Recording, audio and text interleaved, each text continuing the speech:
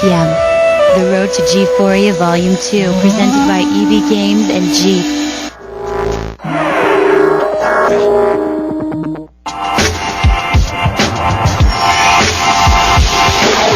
Coming up next, the Screensavers, followed by Players at 8 and Sweat at 8:30.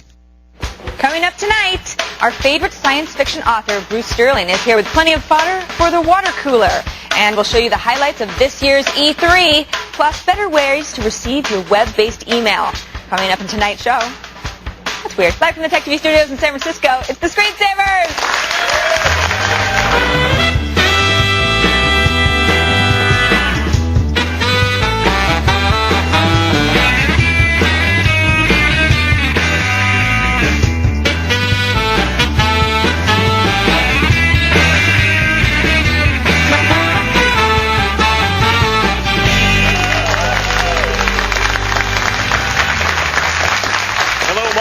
Screensavers. I'm Patrick Norton. And I'm Kevin Rose. Thanks for joining us on the Screensavers. This is the place, of course, where you can get your daily dose of tech, and you might just see one of us doing the Running Man. Mm-hmm. So as soon as we get enough cash put together, pay off. We're getting close now. When we can pay off the remainder of the catering for the wedding, I'll Running Man all over this building. Nice. You keep building that pool up. You bring the cash in, and we'll do it. We have a great show tonight. You're probably not going to see the Running Man tonight, but we promise you soon. But we got Cyberpunk author Bruce Sterling is here.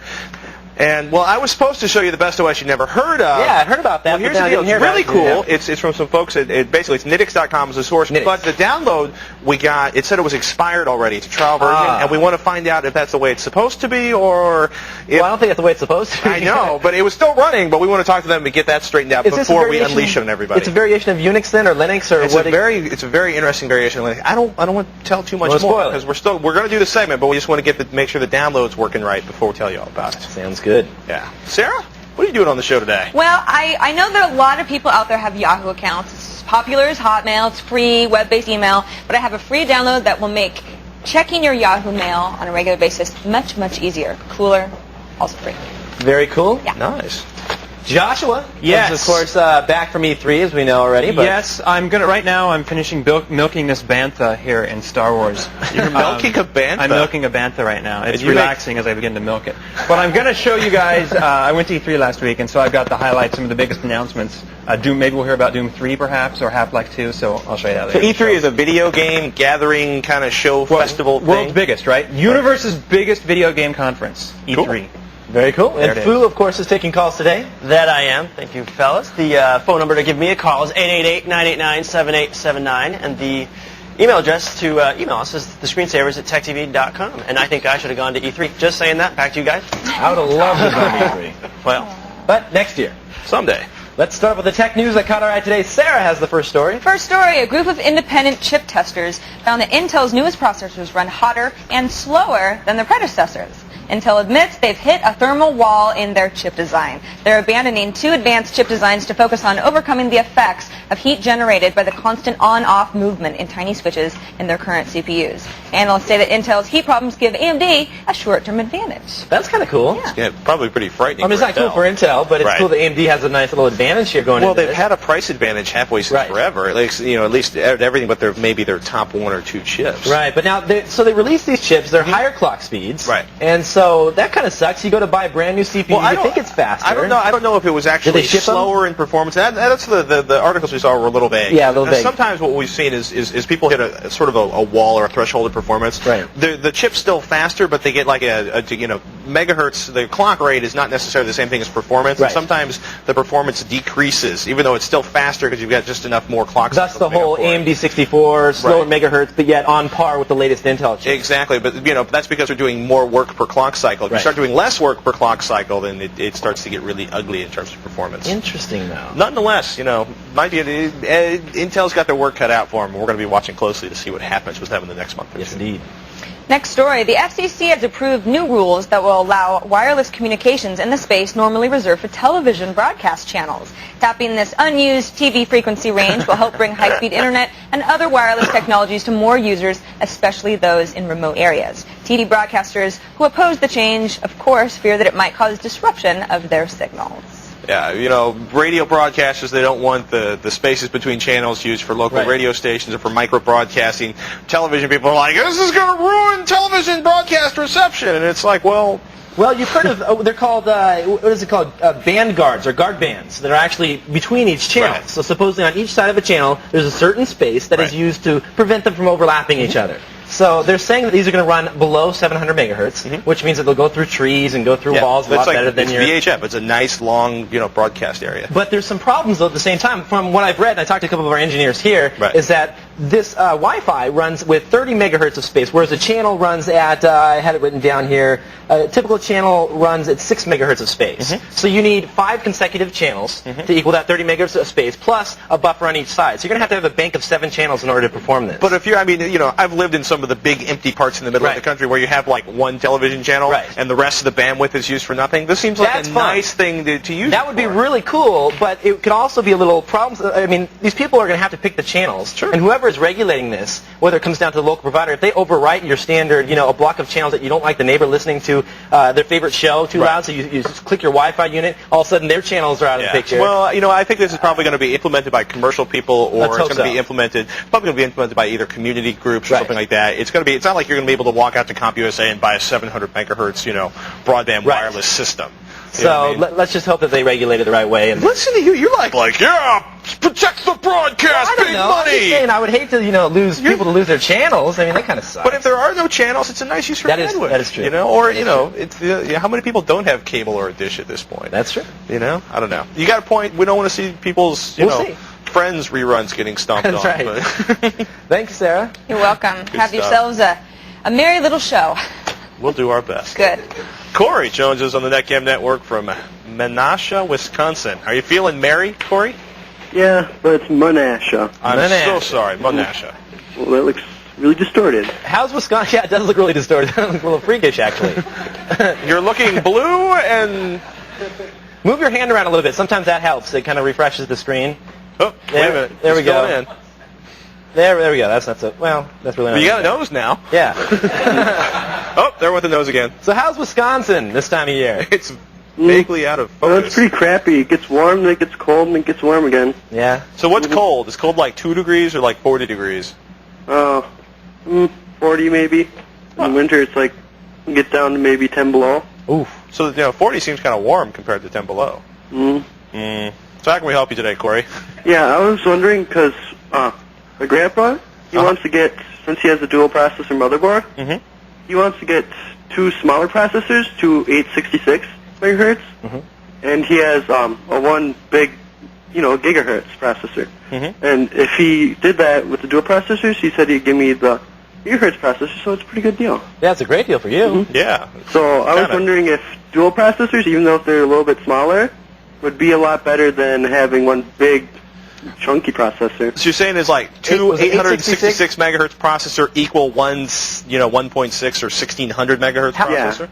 No. How fast was the other processor? Was it a 1 gigahertz, or did you say 1.6? Or it's 1 gigahertz. 1 gigahertz. So 2 866s, given the right application that can take advantage of dual processors, would be faster than a single gigahertz processor. However, most of your applications are going to run a little slower because basically, you can have you got Windows XP Pro, right? So Windows XP Pro or some other operating system can take advantage of dual processors. Not all applications can take advantage of dual processors. Leo used to be like, I can burn a CD-ROM while I'm compiling a program, and one goes to one processor and one goes to the other because the operating system is smart enough to do that. You're not really going to notice that performance so much if you're, say, have a half dozen browser windows open or if you're using Word and Excel.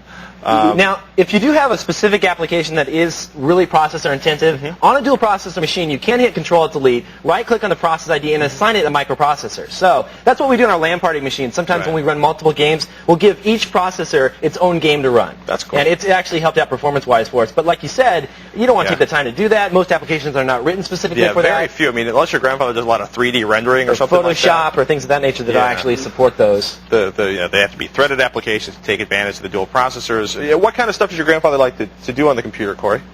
Believe it or not, he has the most powerful PC in the house, and all he does is play card games like Solitaire. I think you should let him keep the 1 gigahertz processor, and you should take the 866. Yeah, that's probably a good idea, actually. But yeah, I mean, it's going to be comparable. Normally, the truth is most dual processor applications are the kind of stuff where you want to spend as much money to get as much processor as you can. If you're 3D rendering, if you're using Photoshop, you're using audio editing. For most everyday applications, you're probably not going to see much difference, Corey. Okay, man? Thanks for the call, Corey. And, of course, you get the Tech TV T-shirt for being on I had no idea where that was coming from. Today, for once. I know. Normally they hit you. There it is right there.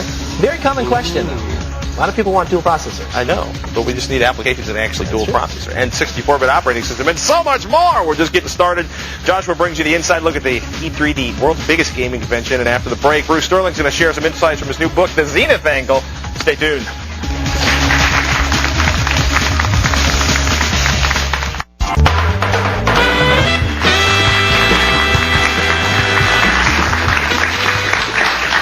We got a treat for you right now, especially for the science fiction fans in the audience. The Zenith Angle has just hit store shelves. We got Bruce Sterling here to talk about and give us a little preview of his latest book. Welcome to the Screensavers, Bruce. Or welcome back, I should say. This is an interesting book. You basically got a geek who gets a job as a spook.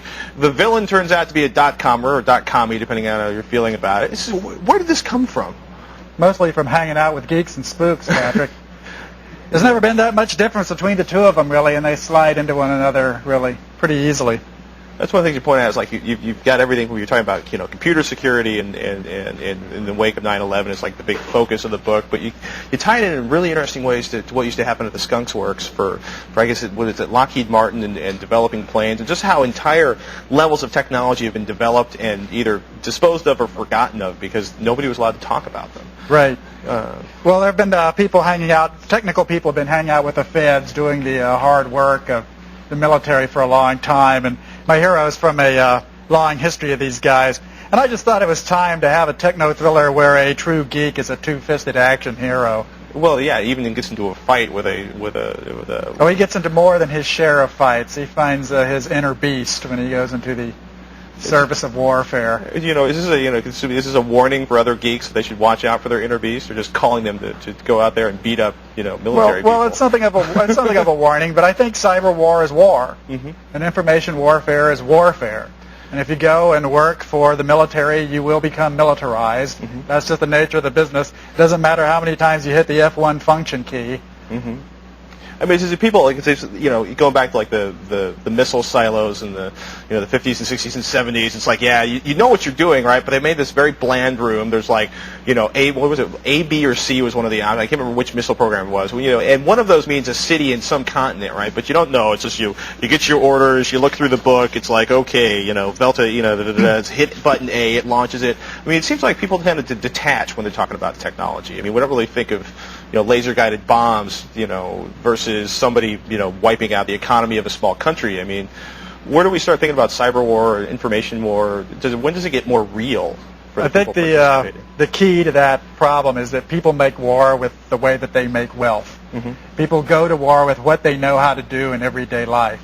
So yeah, there was a small elite who were trained to launch missiles, but you never had a missile in your house. Everybody in the world has got computers in their houses now. Information warfare, the trouble there is a general trouble. I mean, let me just read you my filthy handkerchief full of computer scandals here. I had to keep track of them because it's just a mess. Sasser, Netsky, Witty, Code Red, Slammer, phishing, ID theft, spams, scams, DOS. Right. This is like ants eating the elephant here. You never saw this problem with nuclear technology. Right. This is a really intimate technology. It's in our homes, 24/7, 365. It's just a different kind of battlefield. One of the things you have a lot of fun playing with, you kind of beat on the idea of laser-guided missile defense systems. It's like one of the great, you kind of keep coming back to it as like a half boondoggle, half brilliant scientific problems to solve. It's like even the big super weapon at the tail end is kind of a variation on that. Well, I did this article for Wired on space war, which is one of the inspirations for this book, and I went inside the Beltway and I was hanging out with people who imagine space war threats. And there's a definite science fictional vibe to these characters. It's just that their audience is the Pentagon rather than the general population as it is with a novel like this. But they're inventing ideas of things that adversaries might possibly do and then trying to get funding for it and start up a weapons program. If somebody comes to an idea with you for a network of computers that's designed to survive a nuclear blast or cutting of the wires. I mean, it's what the ARPANET becomes the internet, but it's That's right. It's the late 60s, early 70s. Does this sound like a boondoggle to you, or does it sound like a should have been weapons? I'm absolutely certain that sounded like a boondoggle to a lot of congressmen, which is why it got done by ARPA, which is a very obscure, small group. I mean, ARPA had a very interesting structure. They would fund stuff just for short amounts of period. They do it quickly, they do it quietly, they do it on time, and they never let a bureaucracy bog down at ARPA. And more innovations have poured out of ARPA than pretty much any other area of our military-industrial complex, just because it was structured that way. But we actually go through the rules of that a couple different places. Well, they didn't have congressmen sort of dropping by at ARPA and saying, gee, could we get some money for my district? Which is what you get with a weapons program or a bomber and so forth. And that's why these things take forever. Yeah, it's pork. They got porked to death. And, most things in the military do get porked one way or another because it's just a lot of money. But there are areas of the government that are a lot more fast-moving than that, and they're generally the temporary ones that are made of amateurs, like the Manhattan Project. Right. A bunch of guys pull them in from all over the place, put them out in the desert, get them to work, never look away, never get a distraction, never read a newspaper. They accomplish a miracle. If you try to do that through the conventional congressional budget process, we would never have made a bomb. I mean, we'd still be sitting around saying, gee, I don't know, what kind of casing? Or we'd be speaking Japanese. Well, we'd be doing something or other. Something slightly different. It's a very weird world, the military-industrial complex. It's just full of stuff that fell off the edge of the table and that people have forgotten about.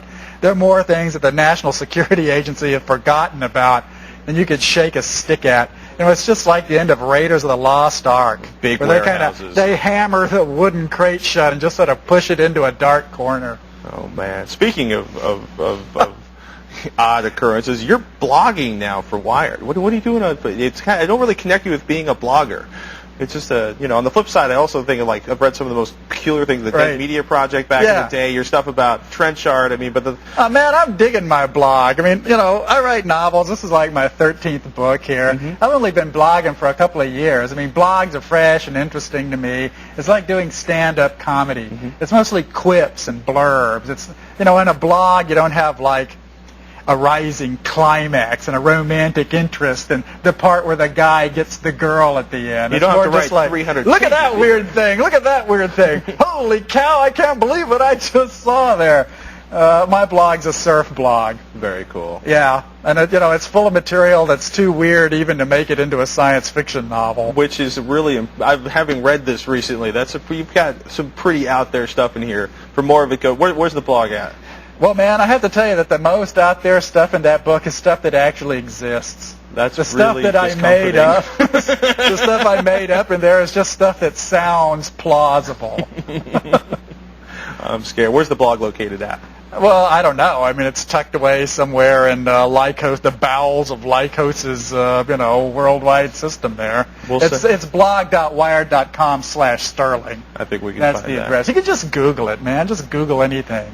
I've got almost 250,000 Google hits now. If you quote Bruce Sterling, unquote, on Google, it's like 200,000 hits. I'm not even going to go there. Bruce, thank you so much for your time. Ladies and gentlemen, if you'd like to meet Bruce in person, maybe come to a town near you. Check out the dates on the screen and check the screensavers.com for the links.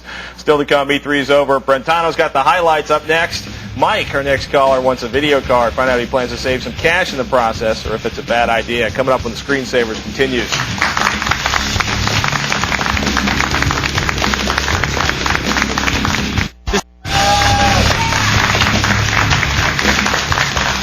Mike joins us on the phone from Clearwater, Florida. Hey, Mike. Hey, Mike. Hey guys, how you doing? Good. How about yourself? I'm doing all right tonight. How can we help you? Thanks for taking my call. Love the show, you guys. Thank you. My question is this. I'm building a new gaming machine for a LAN party that we have coming up. And I work at Circuit City, and I notice all the time we have these off-brand graphics cards they're like Vision Tech, Ecstasy, Radeon 9600, They're really great cards, but they're super cheap. And I want to know what's the difference between those and buying one like OEM directly from ATI. That is a great question. Yeah, the OEM, I mean, basically, right, have you ever seen what an OEM card packaging looks like, Mike? The actual box itself, where it's got like Radeon on the top. Yeah, or sometimes actually the way they just ship them is they ship giant racks of, there's no card in here, I'll just put that back together. Well, imagine, if you will, a graphics card, in a one of those little non-static sacks, and it maybe has any cabling that would normally come with it, and maybe a little disc, disc stuck to the outside of it. Usually, actually, it's just rubber banded on the outside of it, and they just ship those out in giant piles. It's an entire case of them out to a manufacturer that just puts them into machines. They used to find a lot of cases where there would be special versions of cards made up for system vendors, but the truth is basically there's a box version which comes with a box and a manual and big giant pieces of foam inside the box. But I think he's talking about, now, correct me if I'm wrong, Mike, but are you talking about just the different manufacturers, not specifically the OEM version, but you like Vision Tech and things like that? Right, exactly. Yeah, I noticed the Vision Tech ones are like half the price of buying the same Radeon card. So yeah, that's a good question. It doesn't come with the ATI brand. It used to, a long time ago, right? Almost all there were chip manufacturers, and then there were companies that bought chips and soldered them on boards and developed drivers and sold them to people, right? And then over the past 5 years, basically all the chip manufacturers bought up all the board manufacturers. And then there was two. And then there was two. And ATI. Yeah, well, and Matrox. And Matrox is still for and a couple ones that you've even heard less of about. And then what happened was ATI kind of said, well, you know what, let's start selling chips again. It's another source for our product. Right. But, in between those two stages, the vendors, basically the chip vendors, started coming up with standardized designs for the PCI cards or later on the AGP cards, because they basically found out, engineers were wasting a lot of time copying the original chip manufacturer's design and sometimes messing it up. So to ensure the quality or the reputation of the product, they kind of standardize as much as possible. Yeah, sometimes you'll see they do them a little differently. I've noticed that you'll have different heat sinks from vendor to vendor. And also, it's funny because we had somebody in here from Micron. Now, you may know Micron as the people that make memory. They're a huge memory seller, but they were actually they also make video cards now, and they're video cards from ATI. Right. And we were talking to him after the show, and we said, is there any difference between the two cards? And she goes, well, it's funny. Our engineers laid them out a little differently than the ATI model, and we're seeing a couple frames per second difference. We're not sure exactly why. We're working on getting it fixed, but there was a couple frames per second difference. But other than that, other than the heatsink, you're really not going to notice a difference. Buy the cheaper one, as long as it says you have the ATI logo on there, so that you can ensure that what you are getting is actually ATI. It's also good. Tom's Hardware, HardOCP, and Nantech.com, Tech Extreme. Look for the websites to do a lot of major roundups of new boards. Compare them. They're really good about testing them. The truth is, like the man said, you're probably not going to see much of a difference, Mike. Save some cash, which is always good. Yeah. But here's Sarah with a quick tip. That's right. Windows is known for cryptic stop errors, blue screens of death, but luckily Microsoft has a webpage dedicated to troubleshooting those exact problems. Go to oca.microsoft.com to view the Microsoft Online Crash Analysis site. All you do is send in your error report, and Microsoft should send you the info on the nature of your problem and how to fix it. Hopefully they do. Now, don't go anywhere. Find out how to save your bookmarks with our next caller. And after the break, Joshua Brentano is going to show us the hottest announcements and titles from this year's E3 when the screensavers continue.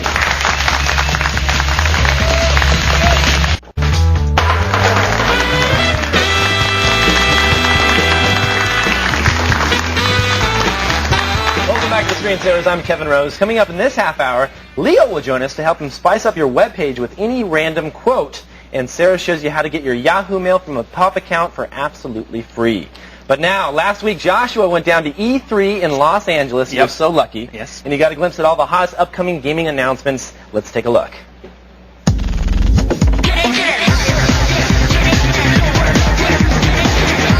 Ladies and gentlemen, boys and girls, this is the day I've been waiting all year for. I'm in Los Angeles. I'm at E3, the world's biggest video game conference. They have everything from software, consoles, products, anything you could want are in this building. Let's take a look. We are here at E3, and there is so much stuff to look at. Let's start off with the hottest announcements. Everywhere I look, there seems to be a mobile gaming device. It's the year of the handheld, and the Nokia Engage is no exception. Tell me about this. Well, I'm not a mobile gamer. Why do I want to play the Engage? The Engage QD and the original Engage are unlike any other handheld out on the market. This device is actually enabled over mobile phone systems, you can play in the Engage Arena over GPRS. It's a simple data plan.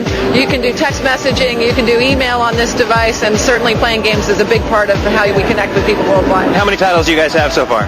We've announced well over 50 titles. The games themselves are sold separately on multimedia memory cards, and as you know, those cards range anywhere from 8-bit, 16 meg, 64 meg, 256, so we can really pack a lot of power into these games.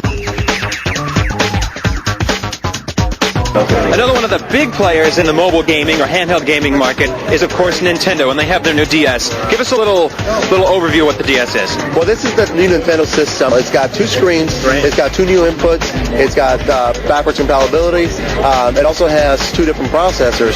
So it actually does true 3D. Give us a little tour of the device. You said it has 2 new inputs and some new features on it. Kind of show us what they have. Sure. The input that I'm going to be showing is actually the touch screen. You see, I can do it with my finger. I can also break out a little stylus here. It's really smooth, and it feels really good. When can we buy this thing? When are we going to be able to get it? We're looking at the holiday season, so it's going to be available this holiday season. Can you believe it? It's another handheld. Give us a little tour of the PSP. What stands out the most about it is this amazing screen. It's really entertainment at the core, I should say, including games, movies, and music. We're introducing a new proprietary format, UMD, the Universal Media Disc. And that features 1.8 gigabytes of capacity, which is very nice. You can have a full-featured film on that disc. You'll see some familiar buttons here, very similar to the controllers on PS2, and it also features an analog stick here. Obviously, people know these controls and they love them. So when can I buy this? When's it going to be on the shelves?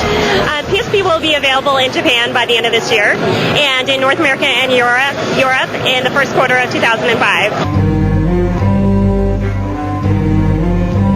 Tell us about EverQuest 2.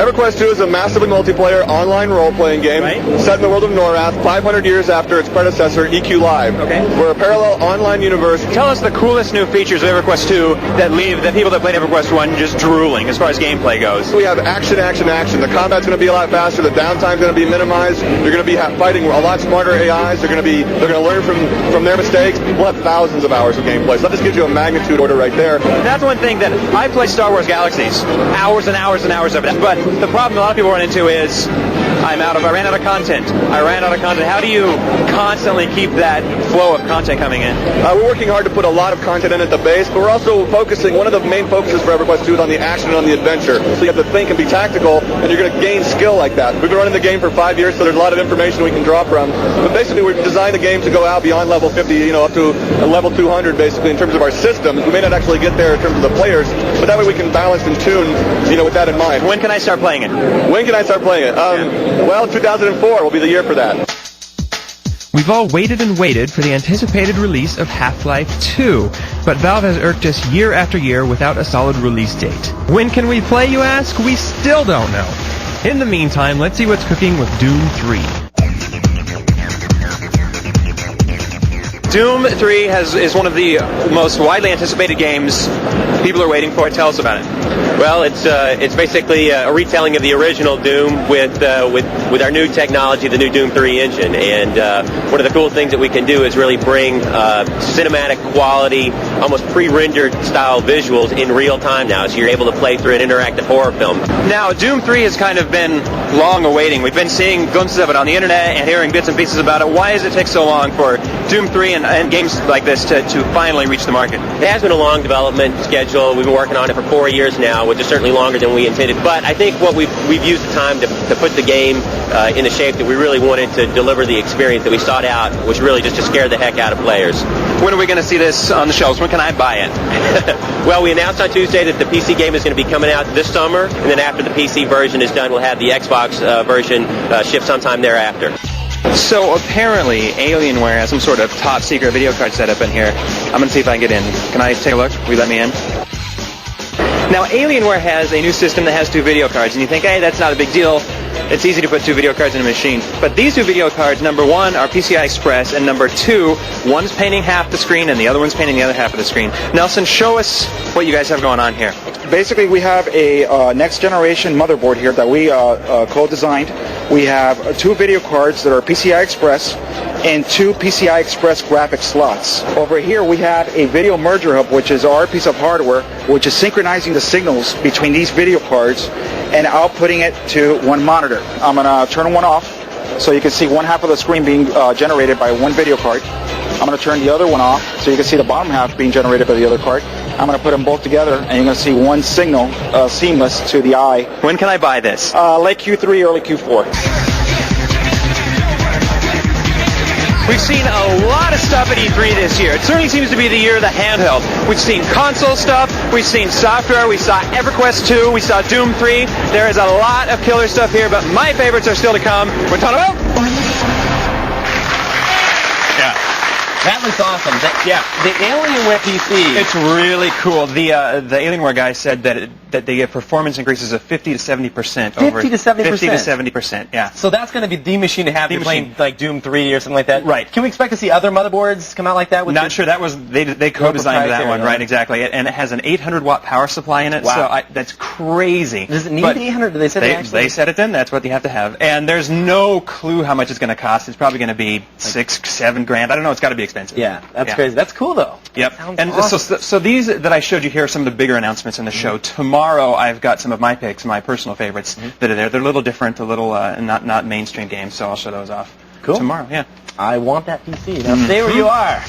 Sarah shows you a program that makes checking your Yahoo Mail from other accounts a whole lot easier. And after the break, Leo joins us with a quick tip to add quotes to your favorite webpage when the Screensavers continues.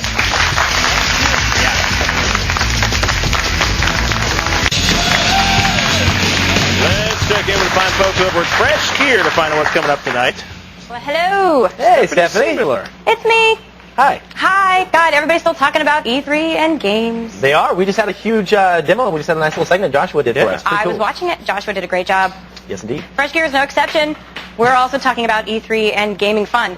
2 days and 1,000 square feet of gaming. Some would call it heaven. Yep. I just returned from E3 to bring you tonight's Fresh Gear gaming special. I scoured the floor of E3 and came up with the coolest gaming gear, including a customizable multifunctional chair. That means you can play your entire library of games and never leave your chair. Yep, laziness taken to a new level. That's awesome.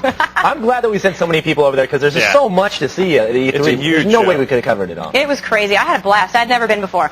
So are you going to start, playing a lot more video games at home now, or are you just afraid of the whole concept? I used to be afraid because my brothers would just set me up for defeat every time they asked me to play with them. So you choose the Whalers. Take the Whalers in the NHL hockey. Actually, I was getting into it. There's a lot of fun games out there. Very cool. Thanks, Stephanie. You're welcome. Stephanie. That's what's coming up on Fresh Gear tonight, right after Tech Live, which is right after this show. I do the same thing with Sarah. We always play Tetris. I end up winning. It's awesome. I hear she's made Why are people laughing when I say that? Because we've heard that she's made some bank off of you on Tetris. No. Oh, boy. And now let's just go straight to Leo with a quick tip. Hey, Leo. Thanks, guys. A little tip for webmasters here. People ask me on my webpage, how do I get these random quotes at the top? Every time you refresh the page, you get a new quote. Or you should, anyway. You get a new quote. Well, maybe it's not working. Actually, it's because it's caching it. So every time I refresh the page, a new quote at the top there. Now, that's done by a little Perl script. I'm going to show you how you can do the same thing. Your host will have to support CGI programming, Perl, or you can do it in a PHP or another language they do support, and server-side includes, which almost everybody who runs Apache servers will do. So here's the first thing you do is you use the server-side include command. Include virtual. That means run a program external from Apache, in this case a program living in my CGI bin folder called QOTD, or Quote of the Day. It's a simple little Perl script. In fact, let me show you. It couldn't be simpler. I got it from the Perl cookbook. It's just wonderful. This is the line that does all the work. Basically, it opens a file that's also in CGI bin called quotes.txt and puts a random line out into that web page every time the page is called. This is my quotes.txt. I have hundreds of fun quotes in there. You could put anything in there as long as each quote is on a separate line. The little Perl script will pull a line from that, and then using the server-side includes, it'll pump it out onto your web page so that every time they go there, you can have a random quote. You can also use this to put random pictures up. I do that on my blog. It's a really clever little trick, and it's not hard to do. All the details, everything you need to know on the web page. I wrote a little article for you at thescreensavers.com. It's not hard to be a web master if you know the tricks. Back to you guys. Thanks, Leo. Thanks, Leo. That shirt. He's another shirt. Yes, indeed. Now, after the break, got a Yahoo email account? If so, Sarah's got a free download to save your day. That's right after these messages.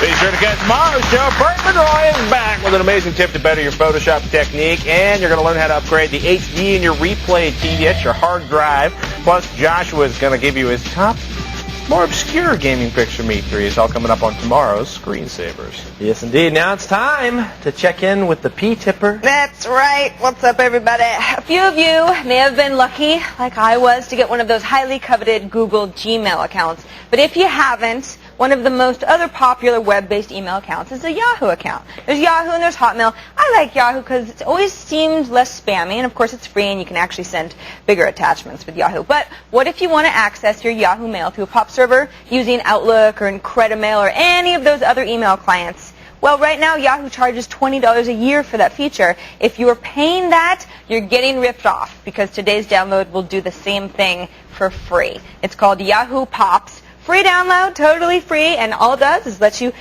get your Yahoo email from your client of your choice. So here's, of course, the web-based Yahoo email. What I've done is I have set up in Outlook Express, because Outlook Express is an easy one to use with any Windows system. And what I've done is I say I'm going to send and receive. It says, okay, I'm connecting to Yahoo Mail, and I'm going to receive one message of one. It's something that I forwarded to myself. How did I do that? Well, Yahoo Pops is running here in the system tray. That's all you'll see, this tiny little area down here. Otherwise, it's completely seamless. If I just right-click on this, I'll show you how I configured it. Here is where, if you were to click on your, if you were to log into your Yahoo account on the web, you have a bunch of options in your properties menu, right? How to receive email. Do you want to download emails from the inbox folder, or the bulk mail folder? That's kind of a nice thing with Yahoo Pops. You don't ever have to see your bulk mail when it's in Outlook Express or whatever your client is. Empty trash on exit. Download only unread emails, stuff like that. For sending email, you can choose, of course, to keep a copy in your sent items folder. That's all very basic. But you're not done once you've done that. The next thing you have to do is to choose your client. Now, for example, I use Outlook Express, and I'll show you kind of how I set up. I set up a new account, but I added some different properties than you normally would when you're just adding, a POP account. So we'll go into properties here. I just called it Yahoo Mail. And I've put in my name, I've put in my email address for Yahoo, so it knows kind of who I am. But my incoming and outgoing server is localhost. So that is what you use for Outlook Express. It's a little bit different depending on what your email client is, but this part doesn't change. The very important part now is that my outgoing server, I have to use, my server requires authentication. And in the settings, I add then my username and password again, the same way I would to log into Yahoo on the web. So I'm actually doing the exact same thing. It's just that I have this nice little interface that's doing all the work for me. So it's actually going, okay, let me log in, let me password, okay, let me download, and I just don't have to use my browser at all. So that's great. Now, let's say that you're saying, well, this really doesn't help me at all because I have a Mac or I'm running Linux. Well, it does, because Yahoo Pops will work with Windows, Linux, Mac, even Solaris for you three people out there. And if you want to go, once you download the Yahoo Pops program and you click in the help area, it has a really good help menu here. As you can see, the mail clients that you can use are like Incredimail, Calypso, Mozilla, NPOP, Outlook Express, Outlook XP, Outlook 2000, Pegasus, Eudora, Lotus Note 6, and Microsoft Mail 4. So, and depending on what you want to use, you just go through that help menu. It tells you how you configure your account in your given email client of your choice. It's very easy, and it works, and it's free. So if you want Yahoo Pops for yourself, go to my Download of the Day article. Where? Screensavers.com. I'm just trying to get a little love. You'll get information on all the other email clients there, too, if you have any questions about that. Back to you guys. Cool, cool. Now, here's Dan with a quick tip. Thank you, Kevin. Control-Alt-Delete is one of the most ubiquitous shortcuts of all time. But what does it do exactly? Go to the screensavers.com/show notes to read Patrick Norton's article on the history and mechanics of the Control-Alt-Delete shortcut. Fascinating. Also, follow the links to optimize your Windows services on your PC, and we'll add a bonus. But here you are. Check in your inbox. See what's on your mind when the Screensavers comes back.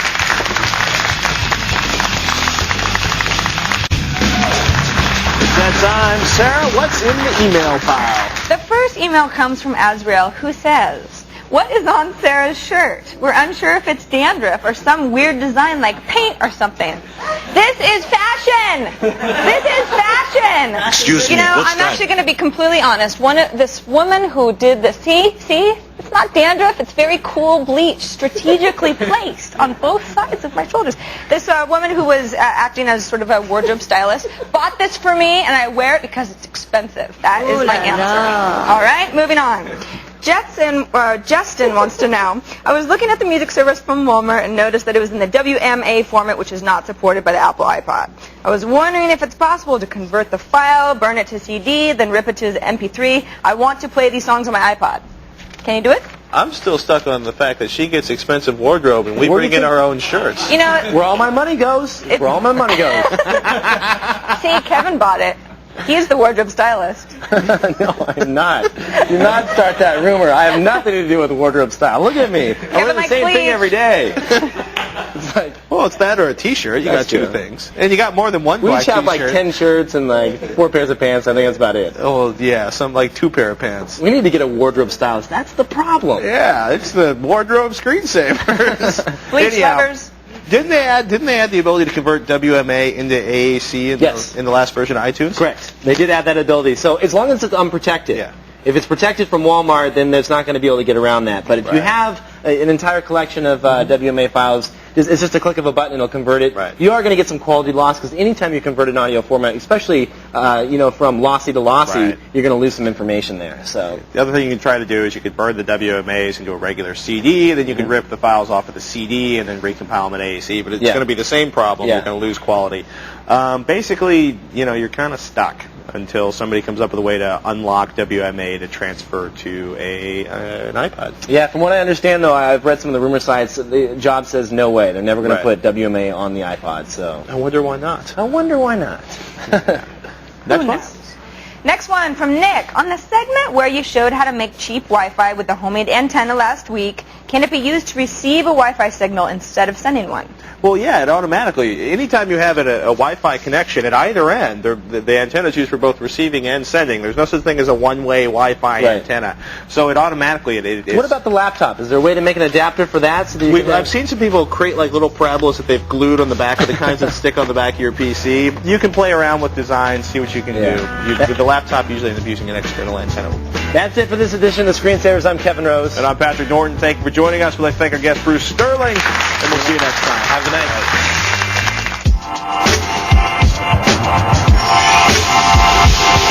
Coming up next, Players, followed by Sweat at 8:30 in the Electric